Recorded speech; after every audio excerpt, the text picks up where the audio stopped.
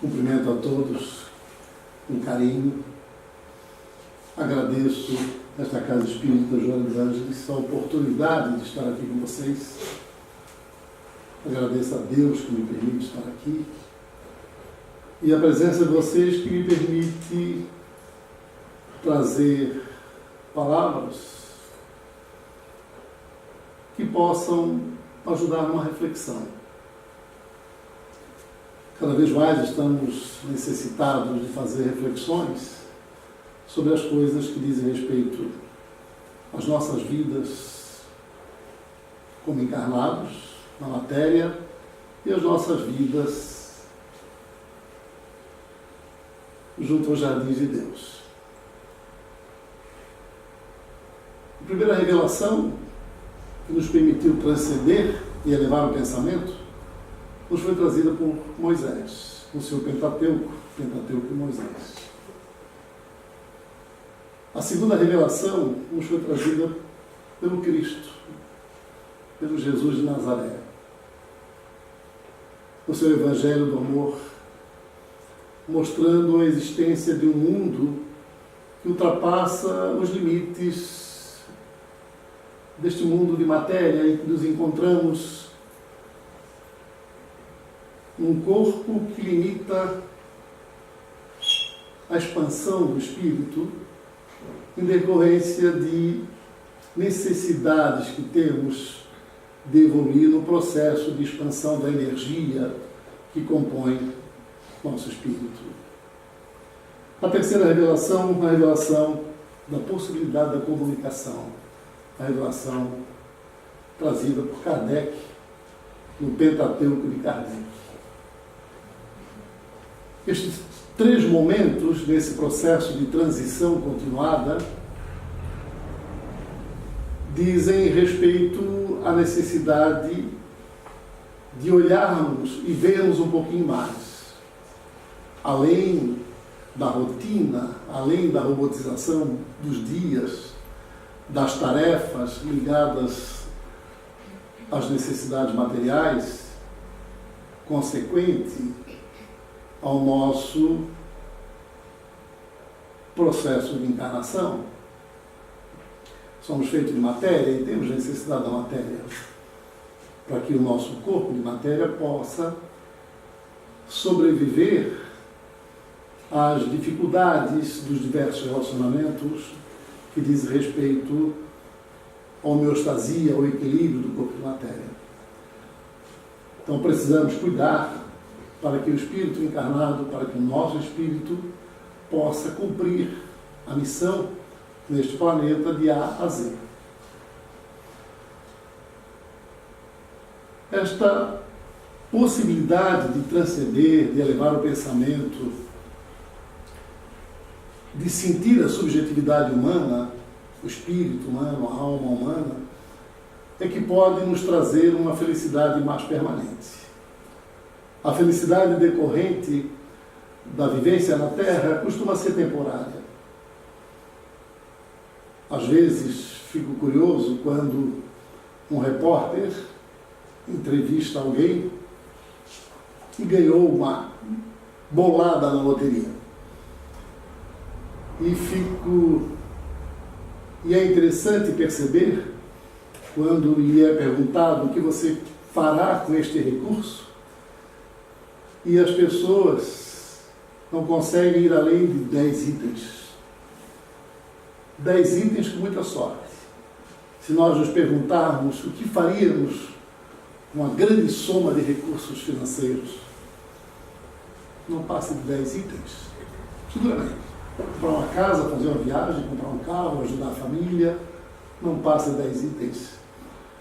A objetividade humana é muito limitada e ainda assim na matéria nós temos tanto sofrimento e tanto desajuste, embora nossas necessidades não sejam tão grandes do ponto de vista material.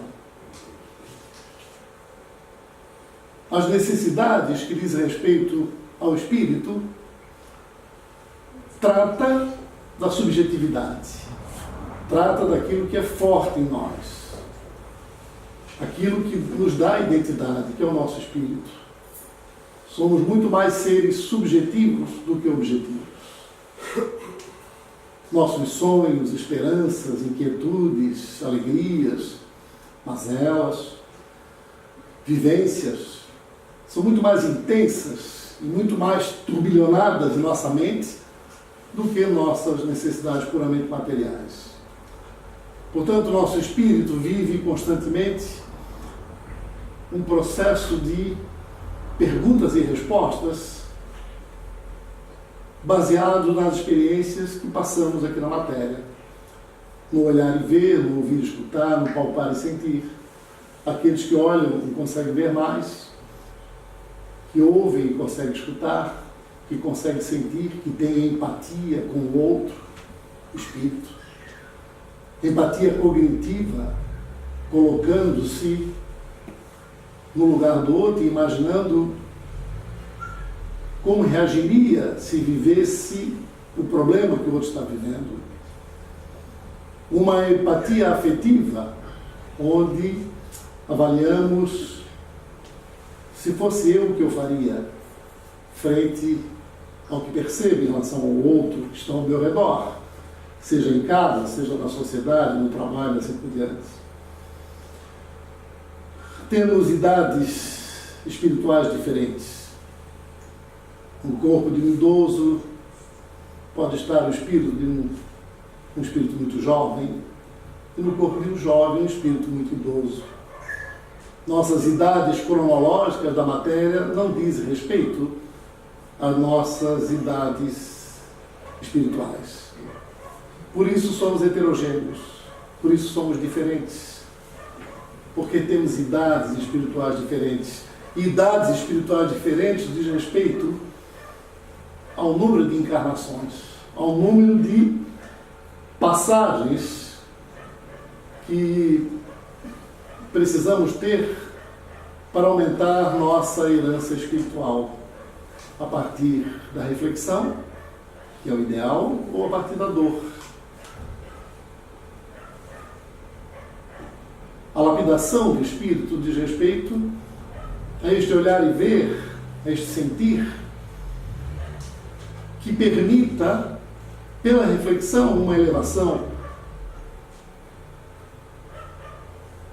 que não seja pela dor.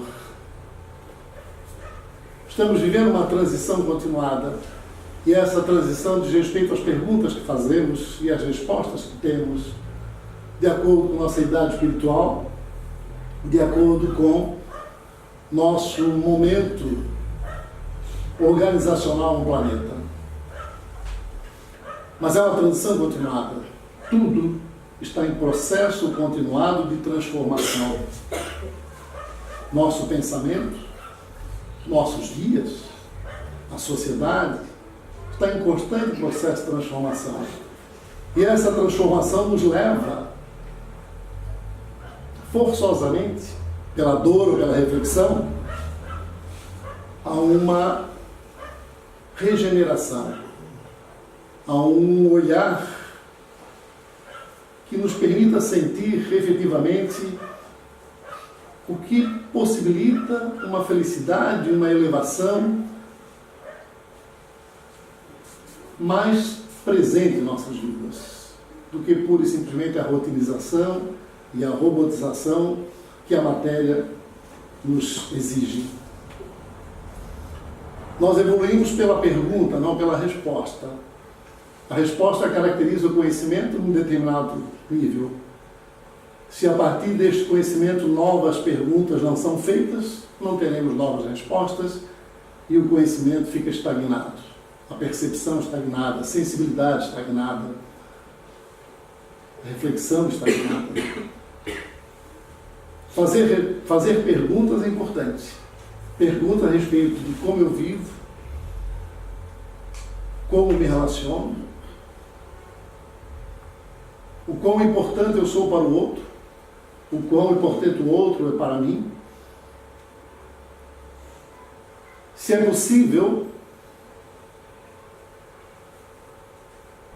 alcançar uma elevação sem a presença do outro, se eu consigo fazer tudo sozinho,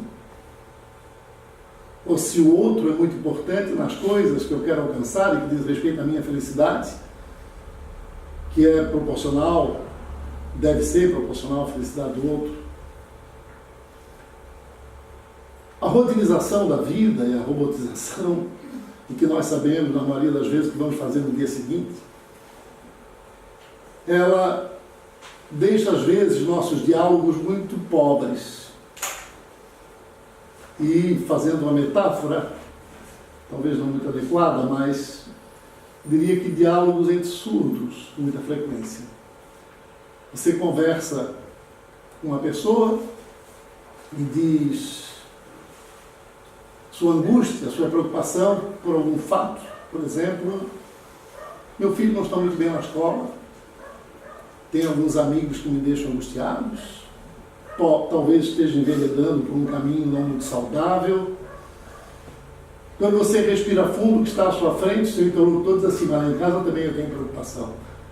A juventude hoje está assim. Quando ele respira fundo, eu digo: mas o meu é pior. O outro diz: mas o meu é melhor. E a gente não consegue diálogo na maioria das vezes. Cada qual tem necessidade, inquietude, ânsia de mostrar a sua percepção. Todos nós fazemos isso. Quando encontramos amigos que colocam algumas coisas, nós logo colocamos as nossas coisas. E aí, quando respiramos fundo, o outro fala. Quando respira fundo, eu falo. Se nós saíssemos de casa uma manhã, uma semana, uma manhã apenas, com um propósito de ouvir o outro e tentar ser porto seguro, um colo, um abraço, tentar levar uma palavra de conforto, de segurança, aquilo que o meu irmão, minha irmã está querendo manifestar por sua inquietude, sua ansiedade. Se numa manhã nós não falássemos das nossas coisas e só ouvíssemos o outro, meu marido, minha esposa, meu filho, meu amigo, meu colega de trabalho, o mundo seria um pouquinho melhor. Estamos sem tempo, estamos sem paciência, estamos um pouco intolerantes. Mas nesse processo de transição continuada, que diz respeito às leis de progresso, que forçosamente acontecem pela dor ou pela reflexão, mais lentamente ou mais rapidamente nós vamos aperfeiçoando. Às vezes são necessárias encarnações reiteradas, múltiplas reencarnações para aprender, para entender, para evoluir, para elevar e se libertar do corpo de matéria. Às vezes são necessárias muitas heranças encarnatórias. A cada encarnação somamos aos nossos espíritos experiências que diz respeito à herança que nos levará aos jardins de Deus. Da importância do processo reencarnatório. Novas experiências que diz respeito à subjetividade humana. Ora, como uma pessoa com posses, ora como uma pessoa sem posses, ora encarnando numa região conflagrada, ora encarnando numa região paradisíaca, e com isto vamos vivendo experiências encarnatórias na matéria que nos permite, pela percepção das concepções variadas no planeta, entender um pouco mais do que está acontecendo e ansiar por um mundo elevado que não dependa de um corpo de matéria. Ainda estamos aprendendo muito, ainda estamos lentos nesse processo de aprendizagem, ainda temos muito medo de desencarnar, temos muito medo do desconhecido, vivemos muitas súplicas e muitos lamentos, e nossas alegrias têm sido mais temporárias, não tão permanentes como deveriam ser. As palestras espíritas dizem respeito, basicamente, aos temas desenvolvidos no Evangelho segundo o Espiritismo, que é o Evangelho do Cristo, que é o exemplo que o Cristo nos trouxe, nos deu, de abnegação, de paciência, de tolerância, de crença em algo mais elevado, uma mensagem que diz respeito à fraternidade, à caridade, ao afeto, ao carinho, ao amor, ao perdão. E fazem 2017 anos e um pouco mais que o Cristo passou na matéria e nós não nos esquecemos da mensagem que Ele nos trouxe. Quando nós não nos esquecemos de uma mensagem, é porque ela, de alguma forma, diz respeito às nossas necessidades. Seja a mensagem do pai, da mãe, do filho, quando toca em nossas necessidades, a gente não esquece. E o Cristo nos tocou em nossas necessidades. E apesar de tanto tempo, que na Terra é muito tempo, para a eternidade é muito pouco, que é a eternidade, nós ainda temos muita dificuldade em entender o significado da mensagem do Cristo. É só olhar o que acontece nos 4 cantos do planeta, tanto sofrimento. A ciência da matéria está evoluindo. Os conhecimentos estão cada vez mais enriquecidos.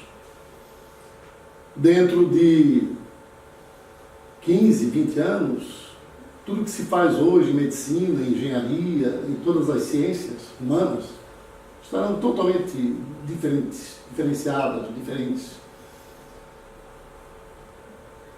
O ser humano hoje, estimulado pelos biólogos, está sendo visto como um conjunto de reações, do ponto de vista da matéria, do ponto de vista do nosso corpo de matéria. Nós somos vistos como algoritmos já, desculpe. O que é um algoritmo? Algoritmo é uma receita. A receita de um bolo, por exemplo, você põe ovo, a farinha, determinada temperatura, você tem um bolo. Algoritmo é um conjunto de passos que levam a uma consequência, levam a um fim. Isso é um algoritmo, de forma simples, explicando. A ciência está percebendo que o nosso corpo todo, toda a função do nosso corpo, atua como um algoritmo. O fígado funciona como um algoritmo, uma série de reações bioquímicas que levam ao bom funcionamento do fígado. Se uma função dessa, se um passo desse, se um elemento desse nas reações bioquímicas alterar, o fígado altera. É um algoritmo. Nosso pulmão funciona como um algoritmo. Um conjunto de fatores tem que estar trabalhando adequadamente para dar uma boa respiração, uma boa ventilação, para que a gente possa sobreviver.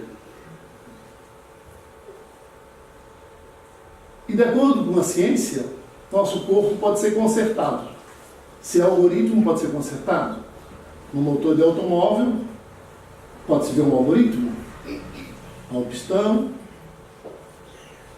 a bateria, a ignição.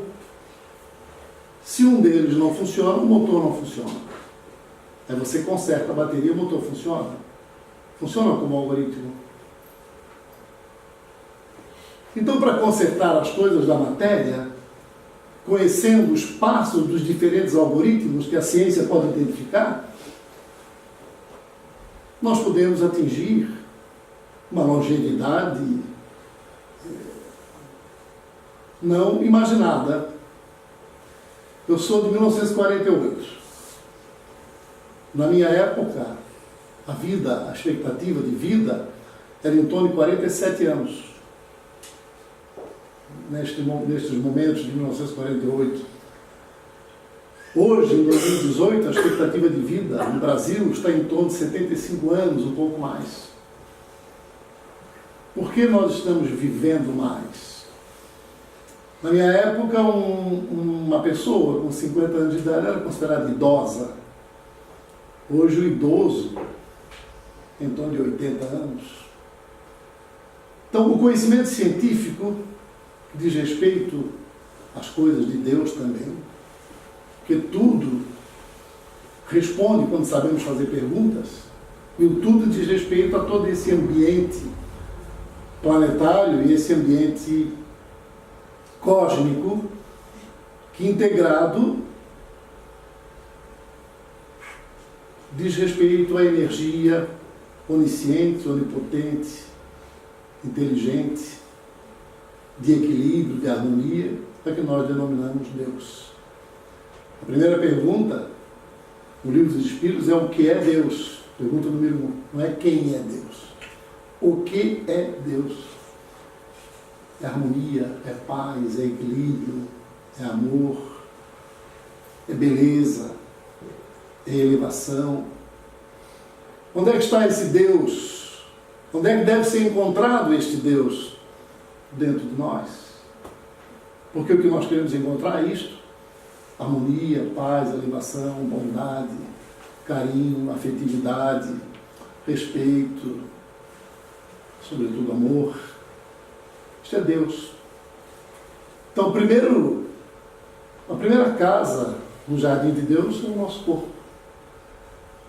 É onde devemos encontrar Deus, se quisermos equilíbrio. Encontrar a Deus significa entender a mensagem do Cristo e tentar praticá-la, para que possamos enfrentar as mazelas, os desafios, os medos, os receios, a possibilidade concreta da finitude da vida, com esperança em algo mais que ultrapasse os limites da existência. Estamos num processo de transição continuada que vai nos levar a um mundo melhor. Dentro de 15 anos, tudo que nós fazemos hoje em medicina, eu sou cancerologista, tudo que fazemos hoje em medicina será considerado primitivo dentro de 15 anos.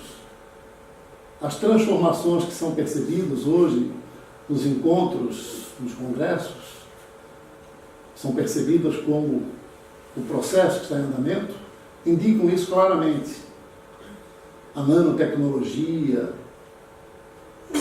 a tecnologia cognitiva, a inteligência artificial cada vez mais ocupando espaços em nossas vidas. Muitos não conseguem ficar sem o celular, sem a comunicação. Houve uma época que era o rádio pilha, a televisão preto e branco. Hoje o mundo é outro e amanhã será outro. Muitas profissões deixarão de existir, outras aparecerão, e nós temos que estar preparados para essa transição e vamos elevando continuadamente. Falo destas coisas que diz respeito à ciência e à matéria, porque elas dizem respeito à possibilidade de vivenciarmos um pouco mais as experiências e não necessitar de tanta reencarnação. Tal qual o aluno na escola, se ele aprende a matéria, pelo menos nos bons momentos da escola, se ele aprende a matéria, ele passa de ano. Senão ele repete o ano para aprender, para conseguir aprender. Se nós aprendemos na nossa encarnação, talvez não necessite retornar mais, se aprendemos a verdadeira razão de ser e existir. Talvez possamos ir para outras moradas da casa do Pai, onde não existe a limitação do corpo de matéria. Estes encontros na casa espírita permitem uma palavra, uma frase do palestrante, permitem ou ensejam a possibilidade de perguntas que devemos fazer a nós mesmos sobre o quanto eu sou feliz, o quanto eu faço o outro feliz, que coisas realmente importantes eu tenho feito em relação àqueles que estão ao meu redor, que coisas importantes eu tenho feito na direção da felicidade, do equilíbrio, da paz. Porque, mesmo frente a todas essas buscas por crescimento material, conclui-se que o verdadeiro crescimento é aquele que nos permite uma harmonia mais continuada em nosso espírito, que você possa dormir em paz, sem ter medo, tanto medo, medo de ter, medo de não ter, medo de atravessar a rua, medo de esquecer a porta de casa aberta, medo, tanto medo numa existência tão curta, ainda que aumente, pelo conhecimento científico, um pouco mais a presença do corpo de matéria no planeta. E tudo isso diz respeito também à paciência. A paciência é a virtude, ipsiliteris, do que está no Evangelho segundo o Espiritismo. É a virtude de manter um controle emocional equilibrado, sem perder a calma, ao longo do tempo. Manter controle emocional equilibrado ao longo do tempo. Frente aos desafios, frente aos desafetos, frente às incongruências, frente às coisas que estamos sentindo que poderiam ser diferentes, ter paciência para entender e, ao entender, tomar atitudes que possam ajudar ao reequilíbrio daqueles que estão desequilibrados. Paciência consiste na tolerância a erros ou fatos indesejados. Uma tolerância que diz respeito a não esbravejar, que diz respeito a não dar o soco na mesa, ou dizer uma palavra ferina. Uma paciência que consiste em perceber até onde pode ser tolerado e até onde é necessário estimular o outro a olhar e ver um pouco mais do que está fazendo. Sempre sem humilhar, sempre sem caracterizar de que sabemos mais, somos melhores e o outro não sabe nada. Tolerância no sentido de tentar mostrar os desequilíbrios. E às vezes o silêncio é a melhor resposta frente a um desequilíbrio. E temos dificuldade de fazer silêncio frente aos desequilíbrios. Temos tendência a esbravejar, a mostrar que estamos certos. Se tivéssemos um pouco mais de tolerância e perceber como nos comportaríamos frente a uma determinada situação, e sentir que é possível, no momento destas inquietudes dos relacionamentos, sentir como se pode ajudar a reencontrar o equilíbrio nesses relacionamentos que estão alterados. Paciência é a capacidade de suportar incômodos e dificuldades de toda ordem, em qualquer hora, em qualquer lugar. Suportar incômodos. Por que se enfatiza isto no Evangelho segundo o Espiritismo, nesse capítulo, a paciência? Isso é de 1800. Suportar incômodos. Porque com muita frequência nós somos tão rápidos em reagir no mesmo nível do outro que não há crescimento nenhum. Então, no momento que suportamos alguma coisa, já há um desequilíbrio no que diz respeito a é possível melhorar. Se eu não suporto e reajo de forma igual e contrária, eu crio já uma dificuldade no reencontro dos sentimentos mais humanos e mais fraternos. Paciência é a capacidade de persistir em uma atividade difícil, tendo ação tranquila e acreditando que irá conseguir o que quer. Quantos desistem tão facilmente de seus... Paciência é a capacidade de ser perseverante, de esperar o momento certo para certas atitudes, de aguardar em paz a compreensão que ainda não tenham obtido, esperar o momento certo, ter paciência para ouvir, perceber, meditar e no momento certo agir. Com muita frequência reagimos de imediato e nossas respostas nem sempre são as mais adequadas ao equilíbrio. Paciência é a capacidade de ouvir alguém com calma, com atenção, sem pressa, olhando nos olhos, ouvindo e escutando. Quantas vezes estamos olhando, ouvindo e pensando em outras coisas, nós estamos escutando? Isso é paciência. As pessoas são carentes de atenção.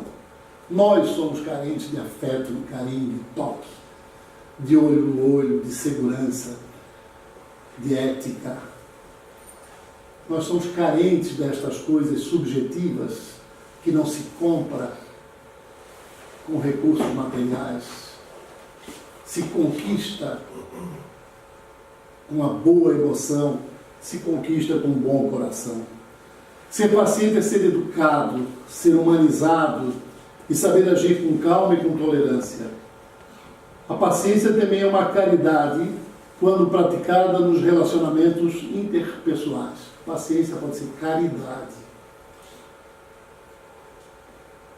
Quando você deixa de reagir de forma igual e contrária àquele que não está percebendo a importância do equilíbrio, você está sendo caridoso. E esta caridade diz respeito a entender e tentar ajudar. Sede paciente, pois a paciência também é caridade, e deveis praticar a lei da caridade ensinada pelo Cristo, enviado de Deus. A caridade consiste em dar esmola aos pobres, que consiste em dar esmola aos pobres, é a mais fácil de todas. Eu faço uma caridade para ter um tijolinho no céu. Eu ajudo alguém para ter um tijolinho no céu. Essa é a mais fácil de todas. Dou um recurso financeiro e olho para ver se Deus está me vendo e dá um recurso financeiro. Essa é a mais fácil de todas. Mas há um bem mais penoso e, consequentemente, bem mais meritório, que é de perdoar os que Deus colocou em nosso caminho para serem instrumentos de nossos sofrimentos e submeterem à prova a nossa paciência. Quantas lides, quantas dificuldades, às vezes, no lar, no trabalho, na sociedade, estamos vendo na sociedade, quantas dificuldades. Tentar reequilibrar o lar, reequilibrar o trabalho, reequilibrar a sociedade é mais penoso, mas é mais meritório. Mais meritório do que dar um recurso e dizer, estou de bem com Deus. É mais meritório quando você se entrega a um processo de reequilíbrio no lar, no trabalho, na sociedade. A vida é difícil, bem eu sei, constituindo-se de 1000 bagatelas que são como alfinetadas e acabam por nos ferir. Mas é necessário olhar para os deveres que nos são impostos e para as consolações e compensações que obtemos. Pois então veremos que as bênçãos são mais numerosas que as dores. O nosso processo energético é fantástico. Nós não temos ainda uma ideia, eu diria a mínima ideia, de como funciona o nosso corpo de matéria. Sabemos ainda muito pouco. Sabemos em torno de 20% desses processos algorítmicos que compõem as reações que nos fazem existir como seres de matéria. Daí a dificuldade de entendermos nossos processos espirituais, nossas idades diferentes, nossas heranças decorrentes da encarnação. Entender o espírito humano. Entender e buscar o caminho que permita esta trilha em harmonia e em paz, voltada para o bem, de modo a ser útil neste cosmo infindável que representa os bilhões, trilhões, não sabemos quantos níveis de existência. O fardo parece mais leve quando olhamos para o alto do que quando curvamos a fronte para a terra. Com frequência, em frente às vicissitudes e às mazelas, nos sentimos perdidos e nos agarramos à oração. Tentamos conversar com Deus. Tentamos conversar e encontrar um algo mais que não estamos encontrando, às vezes, ao nosso redor. E se nos elevamos buscando a Deus, buscando nossos espíritos amigos, aqueles que se encantaram aos nossos olhos não conseguimos ver com nossas retinas. Quando fazemos isto, é como estarmos dizendo a nós mesmos: eu acredito em algo mais. Eu acredito na continuidade, na transição da aprendizagem no sentido da elevação. Coragem, amigos. O Cristo é o vosso modelo. Sofreu mais que qualquer um de vós e nada tinha de que se acusar, enquanto tendes a expiar o vosso passado e de fortalecer-vos para o futuro. Expiar o passado diz respeito a poder evoluir. Não nos transformarmos pura e simplesmente de culpados.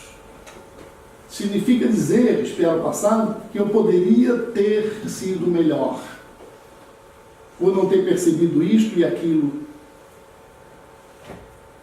Agora, neste novo processo, uma nova experiência, eu terei condições de olhar e ver um pouco mais, de sentir um pouco mais, espiar nesse sentido. Não no sentido que eu sou culpado, mas no sentido que eu posso sempre e sempre, cada vez mais, me tornar melhor. Ser, pois, paciente, ser cristão. Esta palavra resume tudo. Meu Pai, por compreender minha profunda dor, muito obrigado. Obrigado por me ajudar a atravessar meus períodos de aflição. Dá-me paciência para esperar o desdobramento do seu propósito. Diante da crítica, estamos convocados à demonstração de benevolência. Diante da censura, é preciso exercer a bondade. À frente do pessimismo, somos induzidos a cultivar a esperança. Ante a condenação, somos indicados à bênção. E que, renteando com quaisquer aparência do mal, é imperioso pensar no bem, dispondo-nos a servir o bem. A paciência é o intervalo entre a semente e a flor. Não te afastes da paciência quando as dificuldades se agravem. Ainda que provações inesperadas te espanquem o coração, conserva a serenidade e segue adiante, agindo e servindo. E por isto, é por isto que a tempestade pode rugir à noite, mas não existem forças na terra que impeçam cada dia a chegada de um novo amanhecer. Livro Agenda de Luz, Chico Xavier. Evita a impaciência. Você já viveu séculos incontáveis e está diante de milênios sem fim. Chico Xavier. Paciência é o passaporte para todos aqueles que aspiram a avançar nas vias do progresso. Não te detenhas a lamentar problemas e crises. Se te engajaste na causa do bem, guarda-te em serviço constante, e usando paciência e amor, certamente vencerás. Emmanuel, do livro Amanhece, de Chico Xavier. Nós vemos, às vezes, nós mesmos, enquanto as pessoas são tão lamentosas, transformam suas vidas em lamentos continuados, negativistas, pessimistas, tornam-se, às vezes, estressadas, depressivas, não conseguem ver, não conseguem ter uma agenda positiva. Eu sinto isso no meu consultório. Pacientes já tratados, curados, sentam à minha frente porque querem um retorno, porque eu sou o médico deles, e eu pergunto: como está? Não estou muito bem, não. Sua respiração está bem? E minha respiração está muito bem. Seu aparelho urinário funciona direitinho? Ih, doutor, o senhor não imagina a dificuldade que eu tenho. Seu intestino? Ih, sempre preso, é um problema no intestino. Às vezes eu pergunto: o que é que funciona bem? Nada funciona bem. São pessoas que você dá bom dia, elas dizem: por quê? Só se é para você. Para mim, não. Quantas vezes a gente é assim? Né? Reclamador. Vocês sabem, nas pessoas que convivem em diferentes ambientes, aquele que entra e você diz: ih, lá vem o problema. E a pessoa só sabe trazer problema. Aqueles que você liga, você diz, lá vem problema. Se eu atender o telefone, vou ficar 20 minutos só com problemas. Todos nós sabemos.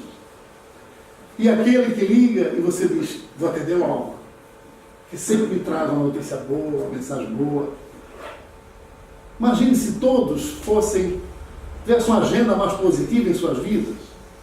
É difícil neste planeta você ter uma agenda só positiva, por conta de nós mesmos. Porque eu estou trazendo um tema aparentemente bobo e até simples. A paciência. Pode cada qual achar, mas eu sou paciente. Paciente. Nossos pacientes precisam aprender a ter paciência para melhorar a sua doença. A gente vê no Supremo Tribunal Federal, também é paciente. Todos os que estão sendo julgados são pacientes. Então a paciência, ela de alguma forma precisa integrar nosso dia a dia. Então, esse é um tema simples, a paciência. Se ao saírem daqui e forem para suas casas e pensarem o quanto estão impacientes e tentarem ser um pouquinho mais pacientes, já valeu a pena ter vindo aqui. É o que eu desejo. E aqueles que já são pacientes, tolerantes, meu abraço, meu beijo, meu carinho. Eu ainda não consegui ser totalmente paciente, totalmente tolerante. Mas eu tenho esperança de ser. E cada vez que eu me tornar impaciente, eu tenho que repensar. Nós somos fadados a sermos seres de luz. Nossa evolução espiritual vai nos deixar muito melhores, assim como a evolução da ciência. Vai deixar este mundo melhor. O planeta vai se regenerar, vai se tornar um planeta de nível superior. O Brasil tem 195 anos. 500, menos 195 foram dos portugueses. O Brasil dos brasileiros tem só 195 anos. E nós estamos engateando no processo de aprendizagem. E esta aprendizagem vai se tornar mais fecunda se ela for mais paciente, mais tolerante, mais amorosa, mais fraterna. Gosto dessa mensagem, de vez em quando eu repito, porque eu acho que todos gostam. Eu peço que todos respirem fundo, escutem com o seu coração, com a sua mente, com o seu espírito.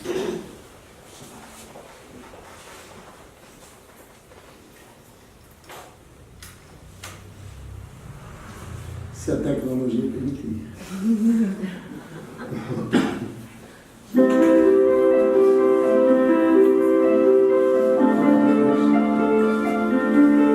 Deus, nosso Pai, que sois todo poder e bondade, dai força àquele que passa pela provação, dai luz àquele que procura a verdade, pondo no coração do homem a compaixão e a caridade.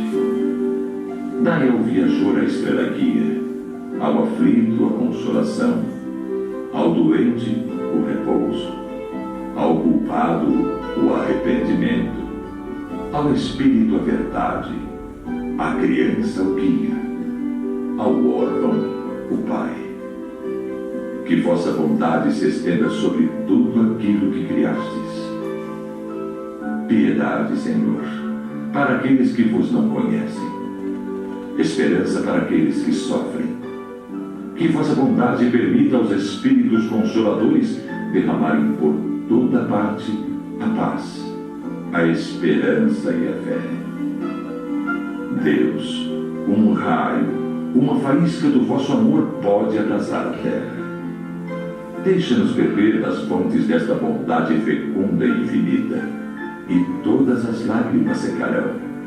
Todas as dores se acalmarão. Um só coração, um só pensamento subirá até vós como um grito de reconhecimento e de amor.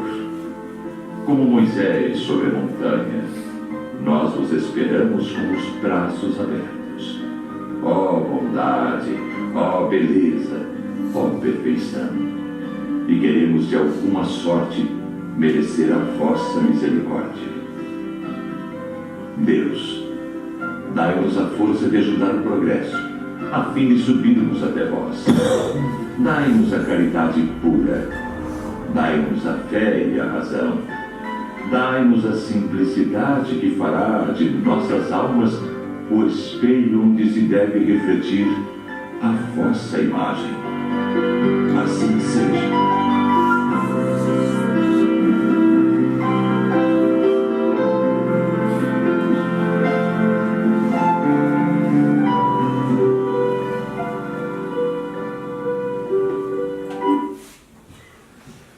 Essa é uma mensagem sempre maravilhosa, não é?